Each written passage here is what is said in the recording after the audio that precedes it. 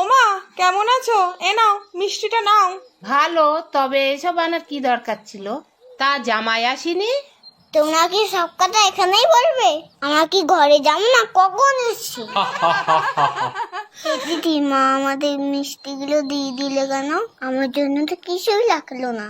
আরে পাগল, তুই শুভ বিজয়ের সবাইকে প্রণাম কর, তাহলে তোকেও মিষ্টি দেবে। দেখি মা একটু। থাক থাক মা, ভালো থাকিস। শুভ বিজয় প্রণাম করো সবাই।